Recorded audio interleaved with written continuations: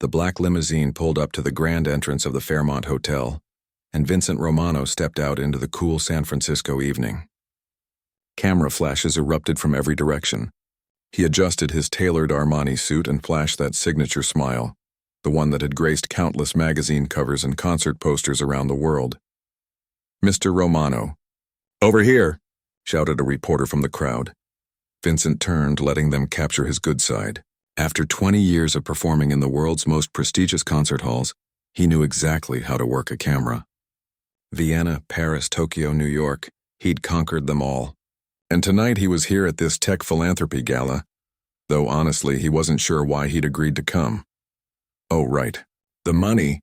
They were paying him $50,000 just to show up and play a 15-minute set. Easy work. He walked through the massive glass doors into a ballroom that looked like something out of a fairy tale. Crystal chandeliers hung from the ceiling, each one probably worth more than most people's houses. The walls were decorated with modern art that Vincent didn't particularly understand or care about. Round tables covered in white silk filled the space, and at each setting was a menu printed on actual gold leaf paper. Ridiculous, Vincent muttered under his breath. A waiter immediately appeared with a tray of champagne. Vincent took a glass and sipped it slowly, surveying the room. Tech billionaires everywhere. He could spot them easily. The slightly too casual blazers over expensive jeans, the sneakers that cost more than dress shoes, the confident way they stood as if they owned not just the room, but the entire world. And maybe they did. Vincent thought bitterly. These days everyone worshipped at the altar of technology. Apps, algorithms, artificial intelligence, that's all anyone wanted to talk about. Nobody seemed to care about real art anymore. Real skill. The kind of mastery that took decades of practice, not just a good idea and venture capital funding. "Vincent, so glad you could make it." He turned to see Thomas Chen, the event organizer, rushing toward him with outstretched arms. Thomas was a former tech executive who now ran a foundation that supposedly brought together technology and the arts. In Vincent's opinion, it was just another way for rich people to feel good about themselves. "Thomas," Vincent said warmly, though his smile didn't quite reach his eyes. "Wonderful event, very shiny." Thomas laughed, completely missing the sarcasm. "Isn't it? We have some incredible people here tonight. Let me introduce you around." For the next 30 minutes, Vincent was paraded from group to group, shaking hands with CEOs and founders he'd never heard of. They all seemed impressed to meet him, which was satisfying, but their conversations quickly turned back to their companies, their latest products, their grand visions for changing the world. Change the world. That phrase made Vincent want to laugh. These people thought they were changing the world by creating apps that delivered food or ways to share photos. Vincent had dedicated his life to preserving centuries of musical tradition, to keeping Mozart and Beethoven alive for new generations. That was meaningful work. That mattered. And you simply must meet, Thomas was saying when Vincent's attention snapped to the entrance. The crowd had parted slightly, and there he was. Elon Musk, the man himself, surrounded by a small group of admirers. He was dressed more casually than almost everyone else, laughing at something someone had said. Vincent felt his jaw clench. Of course, Elon Musk was here, the poster child for everything Vincent couldn't stand about modern culture. The idea that money and ambition could replace actual talent and training. Sure, the man had built companies and rockets or whatever, but what did he actually create with his own hands? What skill had he truly mastered? "I need some air," Vincent told Thomas, who was still chattering about something. He made his way to a quiet corner near the bar where a few other musicians had gathered. There was Chen Wei, a cellist Vincent had performed with before, and Patricia Owens, a violinist from the San Francisco Symphony. "Can you believe this circus?" Vincent said, gesturing to the room. "Half these people probably think Spotify invented music." Patricia laughed, but Chen Wei looked uncomfortable. "They're donors, Vincent. They fund the arts programs. They fund their own egos," Vincent shot back. "Trust me, I've seen this before. They want to feel cultured, so they throw money at classical music, take some photos, then go back to their computers and forget all about it." "That's a bit harsh," Patricia said, though she was smiling. "Is it?" Vincent took another sip of champagne. "Look at them. They think technology is the answer to everything. I heard one of them earlier talking about how artificial intelligence could compose symphonies. AI. as if a machine could ever capture the human emotion, the soul that goes into real music. Chen Wei frowned. Well, AI is becoming quite sophisticated. Don't you start, Vincent interrupted. No algorithm can replace the feeling of human fingers on piano keys. The years of practice, the muscle memory, the emotional connection to the music. These tech people, they think everything can be reduced to code and data. They understand nothing about real artistry. Before anyone could respond, the lights dimmed slightly and a voice came over the sound system asking everyone to take their seats. The program was about to begin. Vincent found his assigned table near the front. He was seated with other artists and a few of the event sponsors. As plates of beautifully arranged food appeared and disappeared, various speakers took the stage to talk about innovation, philanthropy, and the intersection of technology and art. Vincent barely listened. He was already thinking about his own performance later in the evening, mentally reviewing the pieces he'd chosen. List, of course. Something technically demanding that would remind everyone in this room what real skill looked like. Then came the panel discussion, and Vincent's attention was suddenly pulled back to the stage. There were 4 people seated up there, a tech investor, a museum director, a music educator, and Elon Musk himself. The moderator asked various questions about supporting the arts and education. The answers were predictable and boring until they got to Elon. I think the future of creativity is incredibly exciting, Elon was saying. AI is reaching a point where it can assist in the creative process in meaningful ways. I can imagine a future where AI could compose music that's emotionally resonant, maybe even indistinguishable from human composition. Vincent felt his face flush hot. The arrogance, the absolute ignorance. Before he could stop himself, a laugh escaped his lips. Not a small chuckle, but a loud, sharp laugh that echoed through the momentary silence in the room. Every head turned. Every eye found him. The moderator looked startled. I'm sorry, is there something? Vincent stood up. His chair scraped loudly against the floor. I apologize, he said, though his tone suggested he wasn't sorry at all. I just find it amusing when people who've never dedicated their lives to an art form talk about machines replacing human creativity. The room went completely silent. Even the waiters froze. Elon Musk leaned forward in his chair, looking directly at Vincent with an expression of mild curiosity. And you are? Vincent Romano, he said, lifting his chin. I'm an actual musician, a pianist, someone who has spent 30 years mastering my craft. And I can tell you with absolute certainty that no machine will ever create music the way a human can. You might understand rockets and cars, but you clearly understand nothing about art. The gasp that went through the crowd was audible. Someone at Vincent's table whispered, "Oh my God." But Vincent was on a roll now, his years of frustration pouring out. You tech people think money and innovation can solve everything, can create anything. But art isn't about efficiency or data. It's about the human soul. And that's something your algorithms will never have. He sat back down, his heart pounding. The room remained frozen for what felt like an eternity. Then, to everyone's surprise, Elon Musk smiled. That smile. Vincent hated that smile. It wasn't mocking or angry. It was worse than that. It was genuinely amused, like Elon had just heard an interesting joke and was still processing the punchline. The silence in the ballroom stretched on, thick and uncomfortable. Vincent could feel hundreds of eyes on him, and for the first time in years he felt a flutter of doubt in his stomach. Had he gone too far? The moderator cleared her throat, trying to salvage the situation. Well, that's certainly a passionate perspective. I think what Mr. Musk was suggesting— No, let him speak, Elon said, waving his hand casually. He was still looking at Vincent with that irritating smile. I actually think this is a fascinating discussion. Vincent Romano, right? I've heard of you. Carnegie Hall 2019, Rachmaninoff, you were excellent. Vincent blinked, caught off guard. Elon Musk knew his work? Thank you, Vincent said stiffly, unsure where this was going. Elon leaned back in his chair, completely relaxed. But I think you misunderstood what I was saying. I'm not suggesting AI replaces human musicians. I'm talking about collaboration. New possibilities.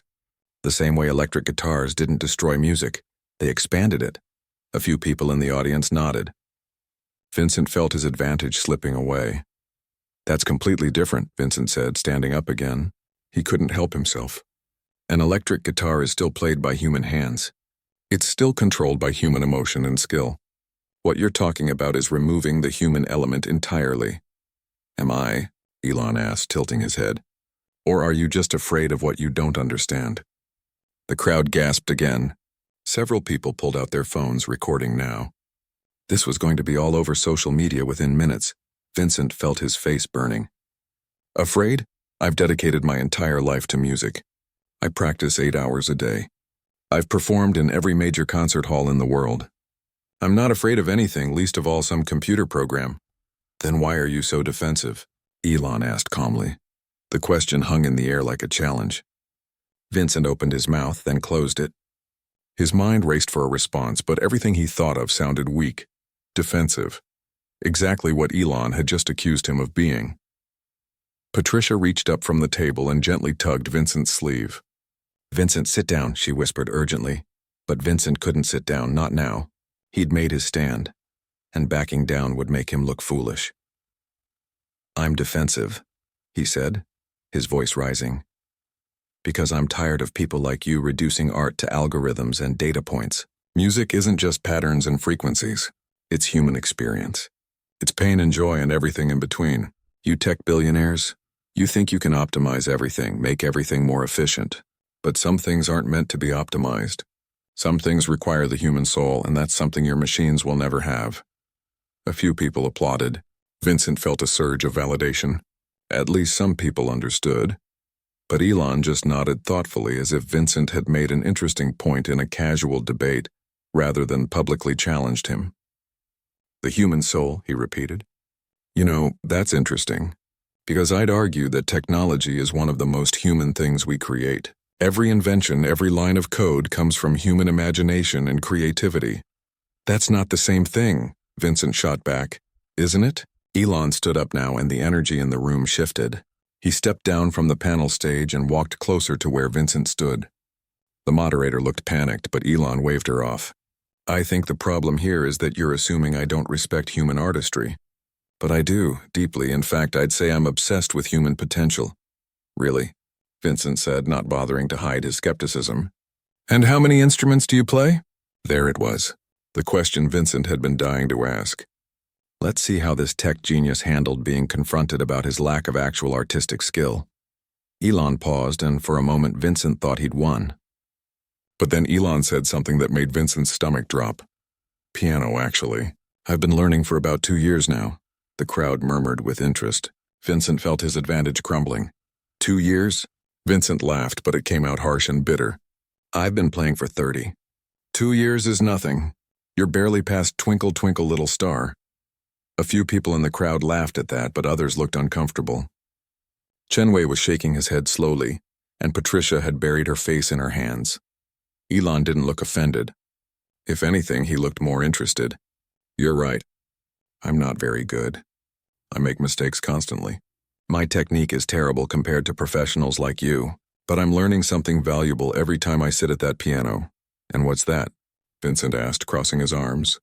How to waste time. Humility, Elon said simply. The word landed like a punch. The room went quiet again. When you're good at something, Elon continued, really good for a really long time, it's easy to forget what it's like to be a beginner, to struggle, to fail over and over and keep trying anyway. Learning piano has reminded me of that. It's humbling, and honestly, it's made me appreciate musicians like you even more. Vincent felt like the ground was shifting under his feet. This wasn't how this was supposed to go. Elon was supposed to be arrogant, dismissive. Instead, he was being gracious. But here's what I've also learned, Elon said, and now his voice had a bit of an edge to it. Skill and soul aren't the same thing.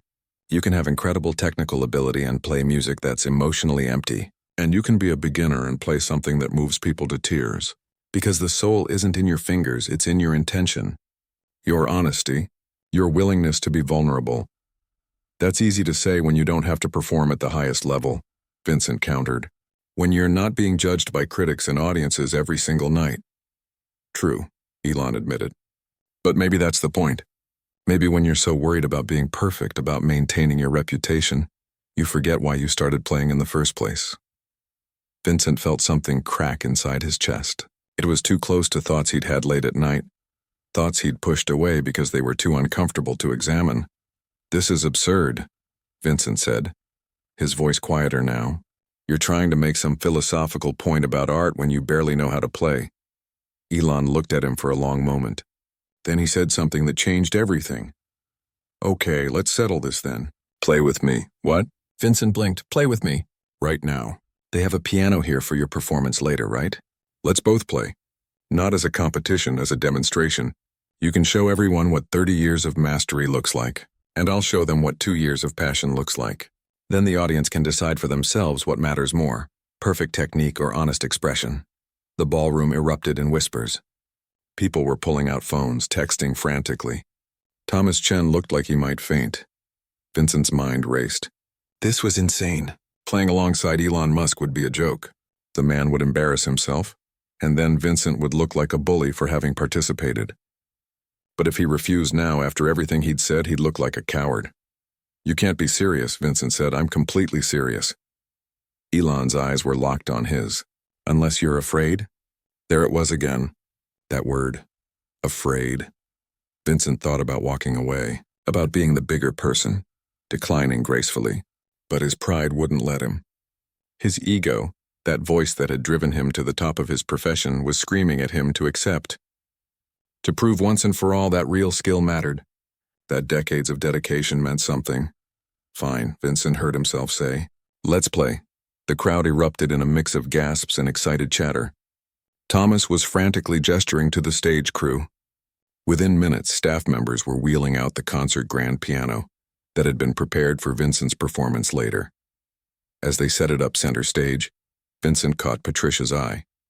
She was shaking her head slowly, a look of concern on her face. Chenwei just looked sad, like he was watching a car accident in slow motion. But it was too late now. Vincent had committed, and as he watched Elon Musk roll up his sleeves and walk toward the piano with that same calm, confident stride, Vincent realized something that made his blood run cold. He had absolutely no idea what was about to happen. And for a man who'd spent his entire life in complete control of every performance, every note, every moment on stage, that feeling was terrifying. The stage lights came up, illuminating the magnificent Steinway grand piano in the center. Vincent could see his own reflection in the polished black surface. He'd played on thousands of stages, but somehow this moment felt different. More exposed. More dangerous. "Who would like to go first?" the moderator asked nervously, trying to regain some control of the situation. "I'll go," Vincent said immediately. He needed to establish dominance, to remind everyone in this room exactly who they were dealing with. "After all, I'm the professional here." A few people chuckled uncomfortably. Elon just nodded and took a seat in the front row, looking completely relaxed. Vincent walked to the piano, adjusted the bench to his exact preference, and flexed his fingers. The room fell completely silent. Even the waiters had stopped moving. Every phone in the audience was raised, recording. He'd chosen Chopin's Etude Opus 10 No. 4 in C-sharp minor. It was one of the most technically demanding pieces in the classical repertoire, fast, furious, and unforgiving. If you made even a tiny mistake, everyone would hear it. It was a piece designed to showcase absolute mastery. Perfect. Vincent placed his hands on the keys, took a breath, and began. His fingers flew across the keyboard in a blur of motion.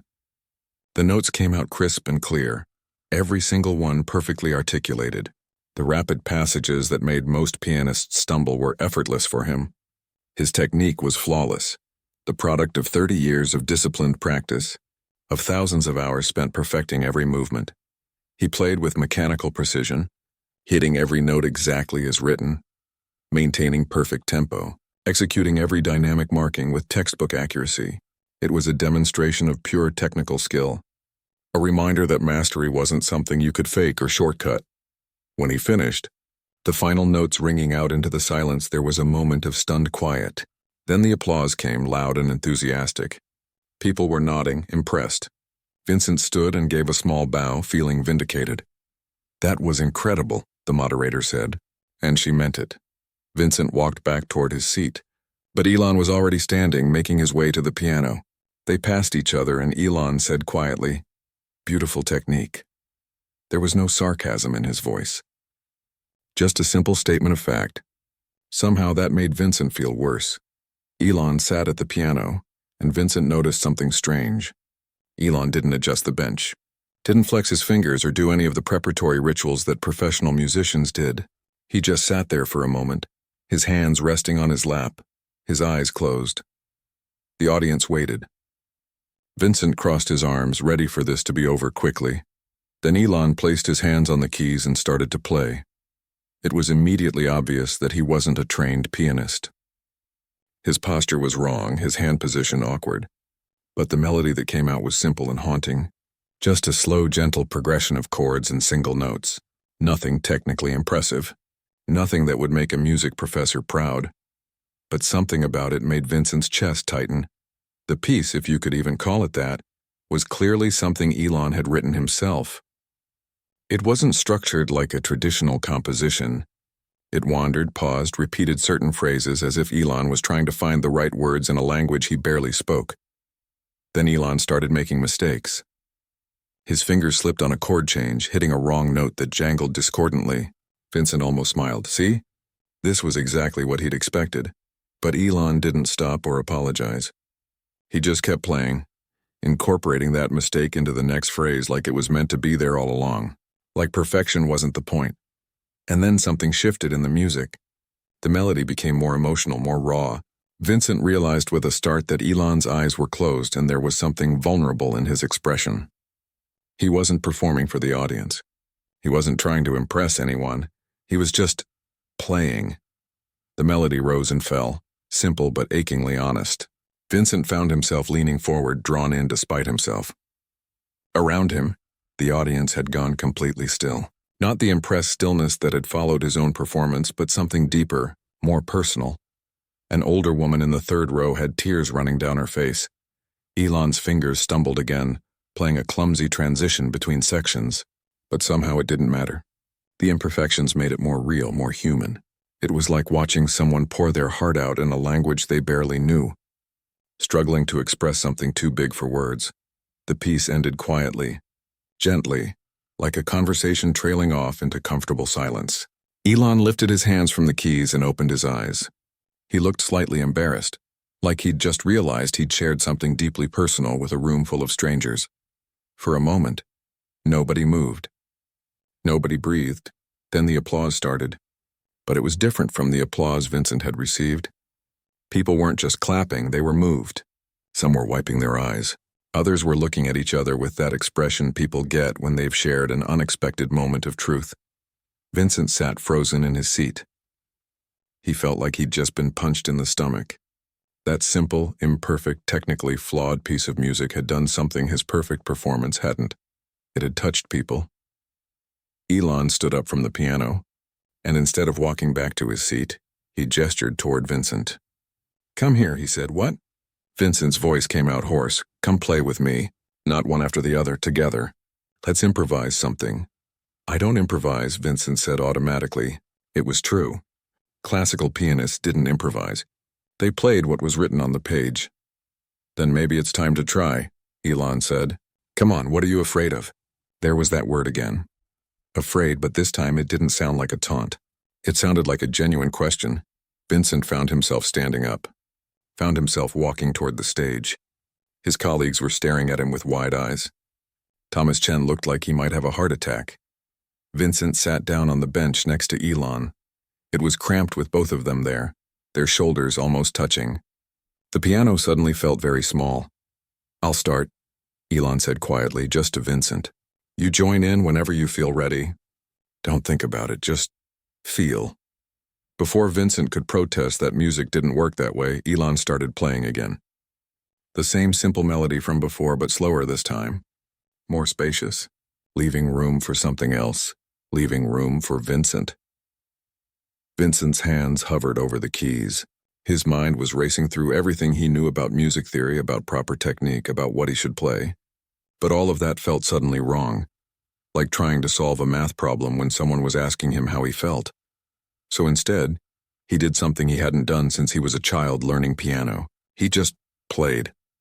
His right hand found a harmony to Elon's melody. Nothing complex, just simple chords that felt right. And to his surprise, they did feel right. They fit with what Elon was playing, creating something new together. Elon glanced at him and smiled, nodding encouragingly. Then he shifted his melody slightly, giving Vincent space to add more. Vincent responded instinctively, his left hand finding a gentle counter-melody. They played like that for a while, trading ideas back and forth. Sometimes Vincent would play something more technically sophisticated, and Elon would simplify it, bringing it back down to earth. Sometimes Elon would play something that was technically wrong but emotionally perfect, and Vincent would find himself supporting it instead of correcting it. And slowly, gradually something strange happened. Vincent stopped thinking about being perfect, stopped worrying about his reputation, about the audience, about proving himself. The voice in his head that constantly analyzed and judged every note went quiet.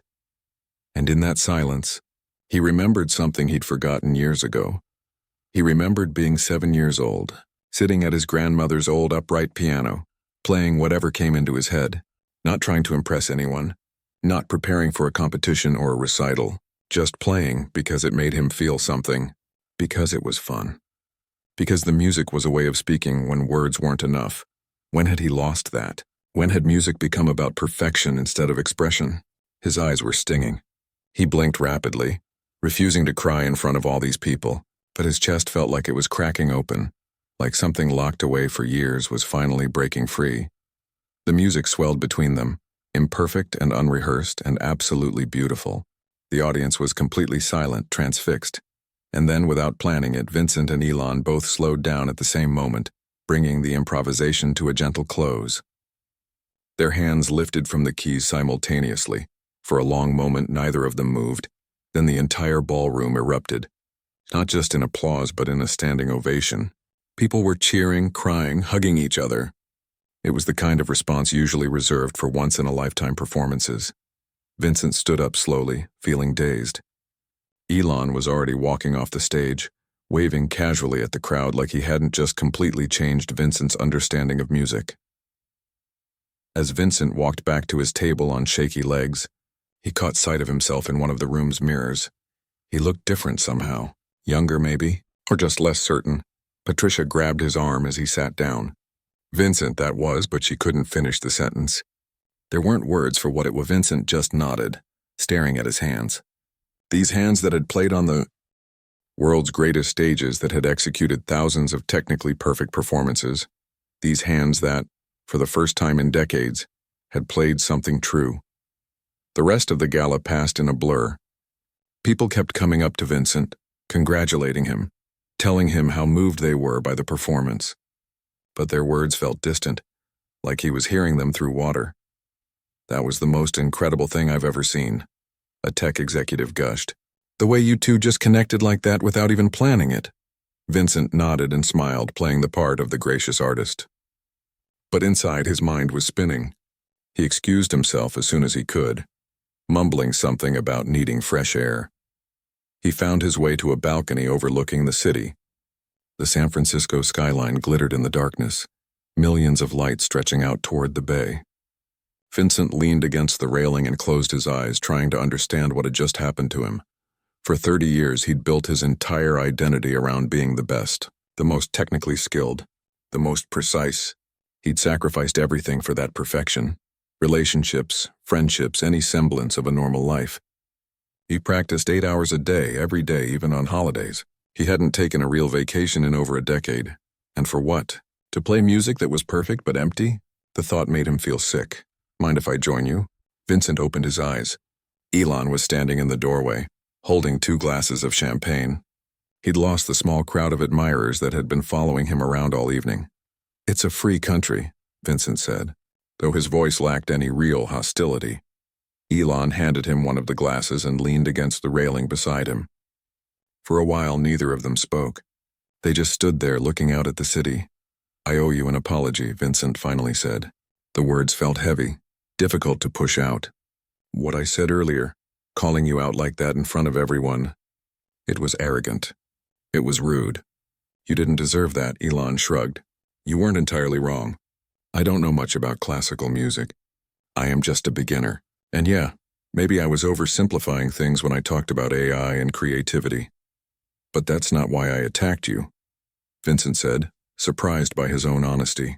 "I attacked you because Because you represented everything I've spent my life trying not to be, which is someone who does things for the joy of it, without needing to be the best, without needing to prove anything. Vincent took a sip of champagne. You played that piano like you didn't care what anyone thought. Like making mistakes was okay. Like the whole point was just to express something real. Isn't that the point? Elon asked. Not in my world, Vincent said bitterly. In my world, one wrong note can end a career. One bad review can destroy a reputation. Critics are watching for mistakes. Audiences are comparing you to every other pianist who's ever lived. There's no room for imperfection. No room for vulnerability. That sounds exhausting. It is. Vincent let out a long breath.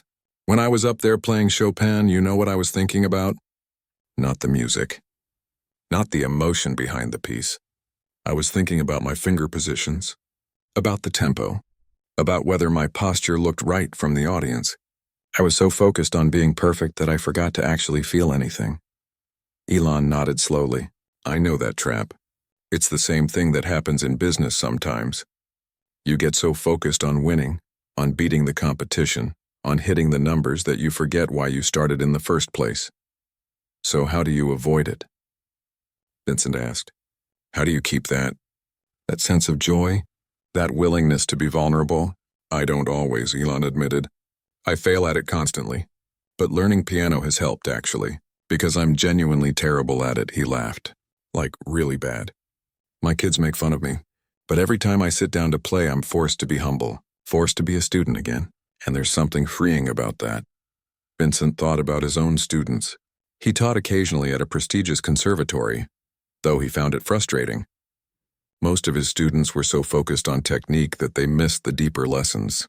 But maybe that was because Vincent himself had been teaching technique instead of truth. That piece you played tonight, Vincent said.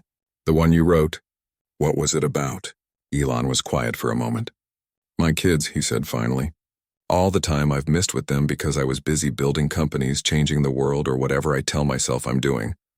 That melody, it's what regret sounds like, I guess. When I play it, I remember what matters. Who matters? Vincent felt that tightness in his chest again. When was the last time he'd played something that personal? Something that came from actual experience rather than from a piece of sheet music written 200 years ago. You made that woman cry, Vincent said. The one in the third row. Your playing made her cry. She came up to me afterward, Elon said. Told me that melody reminded her of her son. He died 3 years ago. She said listening to it felt like he was in the room with her again just for a moment. Vincent felt his throat constrict. That's what music was supposed to do. It was supposed to connect people, to express things too deep for words, to create moments of shared human experience. When had he stopped thinking about music that way? I don't know if I can go back, Vincent said quietly. To performing the way I have been. Playing perfectly but feeling nothing. I don't know if I can do that anymore. Then don't, Elon said simply. It's not that easy. I have concerts booked for the next year. People expect a certain level of performance from me. Critics, audiences, my reputation. Your reputation, Elon interrupted gently, isn't who you are. It's just what other people think about you, and other people's thoughts change with the weather. Vincent started to argue, then stopped, because Elon was right. Vincent had spent his entire life building and protecting a reputation, treating it like it was more important than anything else. More important than relationships. More important than his own happiness. More important than the music itself, you know what I think? Elon continued. I think the world has enough technically perfect performances. They're impressive, sure, but they don't change anyone. What people really need, what they're hungry for, is something real, something honest. Even if it's imperfect. That's a nice thought, Vincent said. But in the real world, Elon said, did you see those people's faces tonight? During our duet? That was real. That mattered. That's what they'll remember years from now. Not the perfect Chopin piece, as impressive as it was. They'll remember the moment two people made something honest together. Vincent wanted to argue, but he couldn't. Because he'd seen those faces too, and deep down he knew Elon was right. They stood in silence for a while longer, watching the city lights. Then Elon checked his phone and grimaced. I should get going. Early flight tomorrow. Mars isn't going to colonize itself. He said it with a self-deprecating smile that made Vincent laugh despite everything. "Thank you," Vincent said, as Elon turned to leave. "For the lesson. For the music, for everything." Elon paused in the doorway. "You know what the best part about being a beginner is? You get to fall in love with it all over again. That first time you play a song all the way through without mistakes. That moment when your fingers finally do what your brain is telling them. The pure joy of making sound happen." He smiled. "You gave up a lot to become a master. Maybe it's time to remember what it felt like to be a student." Then he was gone, leaving Vincent alone with his thoughts in the glittering city below. Vincent stayed on that balcony for a long time. Long after the gala had ended and people had started leaving, he thought about his life, his choices, his carefully constructed identity. He thought about the little boy who used to sit at his grandmother's piano, playing whatever made him happy. When had that boy disappeared? When had music stopped being about joy and started being about achievement? His phone buzzed. It was his manager, Raphael, probably calling to discuss the viral videos that were already spreading across social media. Vincent could guess what Raphael wanted to talk about. Damage control, public statements, making sure this incident didn't hurt his brand. His brand. Like he was a product instead of a person. Vincent declined the call. He stood there for a few more minutes, watching the city breathe beneath him. Then he pulled out his phone again and opened his calendar. Concert after concert, stretching out for months. Vienna, Paris, Tokyo, New York. The same pieces he'd played 100 times before. Perfect performances in front of admiring crowds. Empty performances. His finger hovered over the calendar app. He thought about what Elon had said. About being honest. About vulnerability. About playing music that actually meant something. Then, before he could talk himself out of it, Vincent started making calls. It was time to change everything. 6 months later, Vincent stood backstage at a small community theater in Oakland. Not Carnegie Hall, not the Vienna Concert House, just a modest auditorium with worn seats and a ceiling that leaked when it rained. He could hear the crowd filing in, families, teenagers, elderly couples. The sound was different from his usual audiences. More laughter, more conversation, less expensive jewelry. "We're at about 80% capacity," the theater manager said, poking her head backstage. "Not bad for a Tuesday night, 80%. Vin. Throwing away your career for what? To play for people who won't even appreciate what you're doing?" But Raphael didn't understand. Nobody in Vincent's old circle did. The video from the gala had gone viral, just as everyone predicted. 10 million views in the first week, 20 million by the end of the month. But it wasn't the clip of Vincent's perfect Chopin performance that people kept sharing and rewatching. It was the improvised duet. That raw, imperfect, honest moment between him and Elon. The comment section had been revealing. This made me cry, and I don't even know why. The first performance was impressive. The second one changed my life. This is what music is supposed to be. Vincent had read those comments over and over late at night when doubt crept in. When his old self whispered that he was making a huge mistake, that he was throwing away everything he'd worked for. But he kept remembering that woman's face in the third row. The tears streaming down her cheeks. The way Elon's simple melody had connected with her grief, her memories, her loss. That's what Vincent wanted his music to do, not impress people. Touch them, so he'd started making changes. Small ones at first, then bigger. He'd canceled the high-profile concerts and instead reached out to community centers, schools, and small theaters. Places where people couldn't normally afford to see a world-class pianist. He'd started teaching free workshops for kids who'd never touched a piano before. He'd begun writing his own music, simple pieces at first because he'd forgotten how to compose. But honest pieces, personal pieces. And tonight was the culmination of 6 months of work. A concert series he was calling Music for Everyone. No dress code. No expensive tickets. Just music, played for people who needed it. Vincent walked to the edge of the stage and peeked through the curtain. The audience was still finding their seats. He saw a mother with 3 young children all squirming with excitement. An old man in a wheelchair, his nurse helping him get comfortable. A group of teenagers who looked like they'd rather be anywhere else but were here because their music teacher had made them come. This was his audience now. 5 minutes. Mr. Romano, the stage manager, called. Vincent took a deep breath and walked back to the piano they'd set up backstage. It wasn't the pristine Steinway he was used to. This one was older, a bit out of tune with keys that stuck occasionally. But Vincent had learned to love it anyway. Its imperfections gave it character. He sat down and played a few warm-up scales, not to prepare technically, but to center himself emotionally. To remember why he was doing this, his phone buzzed. A text message, saw you're performing tonight. Wish I could be there, break a leg. Elon. Vincent smiled. They'd stayed in touch since the gala, exchanging messages occasionally. Elon had sent him recordings of his piano practice sessions, still clumsy, still full of mistakes, but getting better. And Vincent had sent Elon drafts of his new compositions, asking for feedback not from a musician's perspective, but from a human one. Does this make you feel anything? Vincent would ask, and Elon would reply honestly. Sometimes yes, sometimes no. And that honesty had been more valuable than any music critic's review.